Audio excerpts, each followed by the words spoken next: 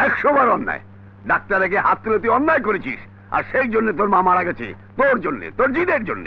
না, সেদিন আমার জন্য মা মরেনি, মরেছে মা অভাবের জন্য, তোমার রক্তের জন্য। আমার রক্তের জন্য? তোমার রক্ত আমাকে অন্যায় প্রতিবাদ করতে শিখিয়েছে। ওরে 1000 টাকা ঘুষ চেয়েছিল মা চিকিৎসার জন্য, তোমার কাছে সেই টাকা ছিল? ছিল না। তোমার এই শত কলতির ব্যবসা তোমাকে অভাব দিয়েছে বাবা, অভাব। শুনলি শুনলি ওর কথা? আমি তোদের অভাবে রেখেছি। বাবা তুমি চুপ করো। কেন চুপ করবো? আমি তোদের খেতে দিতে পারি না? তোদের লেখাপড়া শেখাইনি? আরে অভাব হয়েছে তো ওর জন্য, এমএ পাশ করে একটা চাকরি জোগাড় করতে পারেনি। বাবা তোর বড় ভাইকে আমি এমএ পড়াতে পারিনি, বিয়ে পড়িয়ে দোকানের সেলসম্যানে চাকরিতে ঢুকিয়ে দিয়েছি, যাতে তোদের পড়ালেখার কোনো অভাব না হয়। আর ও এমএ পাশ করে 1 বছর ধরে বেকার বসে বসে বাপের অন্ন ধ্বংস করছে, একটা চাকরি জোগাড় করতে পারে না। সেটা আমার দোষ না, সিস্টেমের দোষ। আমার চেয়ে অনেক কম শিক্ষিত লোক মামা চাচার তদবিরে চাকরি পেয়ে যাচ্ছে, আমার তো কোনো মামা চাচা নেই, চাকরি হবে কি করে? চাকরি? হ্যাঁ হবে হবে। গতকাল তোর নামে একটা ইন্টারভিউ কার্ড এসেছে, দিতে ভুলে গেছি। এই নে নে নে। তালুকদার কর্পোরেশন।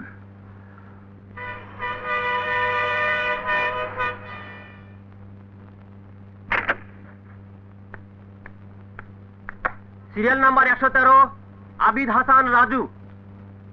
আমি আবিদ হাসান রাজু। আসুন। আমার নাম জাভেদ আক্তার, চৌধুরী সাহেব পাঠিয়েছে। আপনি জাভেদ আক্তার? আপনার নাম আমি অনেকবার দেখেছি, কিন্তু আপনি আসেননি। আমার একটু লেট হয়ে গেছে। ঠিক আছে, আপনি আসুন আসুন। আরে আসুন জাভেদ আক্তার সাহেব, আসুন। আপনি একটু পরে আসুন, ওনার পর আপনাকে ডাকবো। আপনি ইন্টারভিউ দিতে না এলেও চাকরিটা আপনার হতো। আমি অলরেডি টেলিফোন পেয়েছি। ইন্টারভিউর ব্যবস্থা করার নিয়ম, তাই ইন্টারভিউর ব্যবস্থা করেছি লোক দেখাবার জন্য। যোগ্যতা না থাকলেও চাকরিটা অলরেডি আপনিই পাচ্ছেন। আফটার অল চৌধুরী সাহেবের টেলিফোন তো। এই যাও, বলে দাও আজ আর ইন্টারভিউ হবে না। আজকের ইন্টারভিউ এখানেই শেষ, আপনারা চলে যান। চলে যাব? আমার ইন্টারভিউ হবে না? আপনি আপনি এখানে কি চান? আমি ইন্টারভিউ দিতে এসেছিলাম। আমি জানতে চাই আমার ইন্টারভিউ কেন হবে না? আমি আপনার প্রশ্নের জবাব দিতে বাধ্য নেই। গেট আউট, বেরিয়ে যান। না, আমি বেরিয়ে যাব না। লোক দেখানোর জন্য আমাদের এখানে ডেকেছেন কেন? জবাব দিন। আমরা পোস্টাল অর্ডার পাঠিয়েছিলাম, তাতে আমাদের টাকা খরচ হয়নি। আমরা এখানে দূর দূরান্ত থেকে ইন্টারভিউ দিতে এসেছি, তাতে আমাদের টাকা খরচ হয়নি। ইন্টারভিউ যদি নাই হবে তাহলে কি দরকার এই তামাশার? Don't shout. I have absolute right to shout against your illegal activities. You bastard! Also bastard! I am not bastard. You are bastard. আপনারা যারা শিক্ষাগত যোগ্যতাকে আত্মীয়তার মাপকাঠিতে বিচার করেন তারাই বাস্টার। পুলিশ! পুলিশ! ডাকুন! পুলিশ ডাকুন! পুলিশকে আমি জানাতে চাই আপনাদের লোক দেখান ইন্টারভিউর কথা। চলে যান আপনারা, এখানে ইন্টারভিউ হবে না, হবে না ইন্টারভিউ। এখানে নাটক হচ্ছে, নাটক, ইন্টারভিউ নাটক। আরে মরে গেলেও দেখবেন ইন্টারভিউ কার্ড আসবে, কিন্তু চাকরি হবে না। কোনো মূল্য নেই শিক্ষাগত যোগ্যতার, কোনো মূল্য নেই। শিট! আমার মালগুলো একটু গাড়িতে উঠিয়ে দিতে বলুন। করিম? ও করিম তো নেই।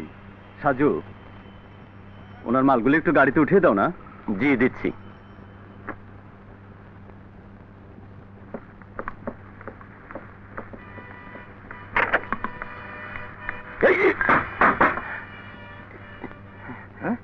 এই শালা বাচ্চা, চোখে দেখিস না? অন্ধ নাকি? সরি। শালা বলে সরি? শুয়োর বাচ্চা, গাড়িতে তুই দাগ লাগিয়ে দিয়েছিস। আমি নামতে গিয়ে হোঁচট খেয়েছিলাম, এমন কিছু হয়নি তো গাড়িতে। কুত্তার বাচ্চা, তর্ক করিস? কে তুই? তুই তুই আমার ভাইয়ের গায়ে হাত তুলেছিস, আমার বাপ বলে গালি দিয়েছিস। তোর হার আমি গুরু করে দেবো। রাজু, কি করছিস তুই? ছেড়ে দাও ভাইয়া, সামান্য একটু গাড়িতে লেগেছে বলে আমার ভাইয়ের গায়ে হাত তুলেছে। ছাড়ো ভাইয়া, ভাইয়া ছাড়ো। এই শালা বড় লোক হয়েছে বলে গরিবদের রাস্তার পোকামাকড় মনে করে। রাজু ভাই, আমার তোকে গালি দেয়। রাজু, রাজু ঠান্ডা হো রাজু। কেন? হ্যাঁ, কেন ঠান্ডা হবো? আপনার এখানে আমার ভাই কাজ করে, পরিশ্রম করে, বিনিময় টাকা পায়, আর ওই শালা বড় লোকের বাচ্চা আমার ভাইয়ের গায়ে হাত তুলে বাপকে গালি দেয়। সাজু, তোমার ভাইকে নিয়ে যাও। অন্যায় যদি মেনে নেই তবে অন্যায়কারীরা অন্যায় করার সাহস পেয়ে যাবে। যে ছিল মহল্লার রংবাজ, সে এখন দেশ কাঁপানোর সন্ত্রাসী হয়ে গেছে। যে মাস্তান 2 টাকার চাঁদা নিয়েছে, সে এখন 2000 টাকা চায়। আজ যে তোমার গলা থাপ্পড় মেরেছে, প্রতিবাদ না করলে কাল সে তোমার গলা কাটবে। কিন্তু প্রতিবাদ শুধু অশান্তিরই জন্ম দেয়। প্রতিবাদ করলে যে অশান্তির জন্ম হয়, সে অশান্তি ক্ষণিকের জন্য, আর না করলে সারা জীবন অশান্তির আগুনে জ্বলতে হয়। তুমি লোকটাকে প্রতিবাদ না করায় সে তোমার গায়ে হাত তুলেছে, বাপ তুলে গালি দিয়েছে। আমি প্রতিবাদ করেছি, সে কোনোদিন ভুলেও কোনো মানুষের গায়ে হাত তুলবে না, আর কারো বাপ তুলে কথা বলবে না।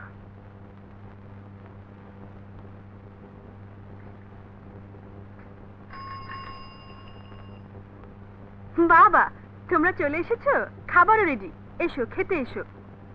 আসছি। আমি খাবো না। খাবে না কেন?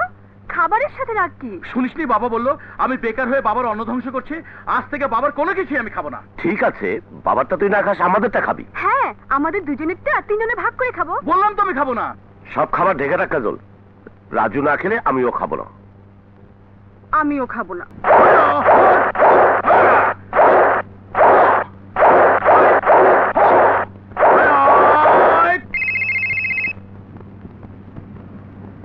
হ্যালো ভাইজান, ফোন।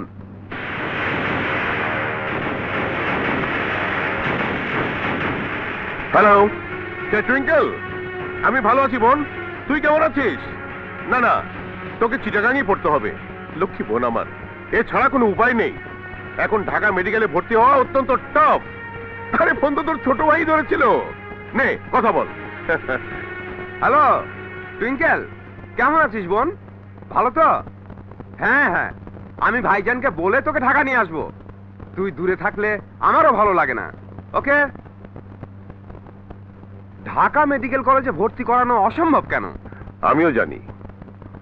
টুইঙ্কেল আমাদের 3 ভাইয়ের একমাত্র আদরের বোন। ওকে আমি বাবার স্নেহ মমতা দিয়ে মানুষ করেছি। ও আমার কলিজার টুকরা। তবু ওকে আমি আমার কাছ থেকে দূরে সরিয়ে রেখেছি, কারণ আমরা যে ব্যবসা করি তাতে খুন খারাপি আর শত্রুতা চারিদিকে ছড়িয়ে থাকে। আমি চাই না ওকে কোনো কিছু স্পর্শ করুক। তুই বরং সাইদকে বল এই ফ্লাইটে চিটং গিয়ে ওর সাথে দেখা করে আসুক। মেজো ভাই তো বাসায় নেই। কোথায়?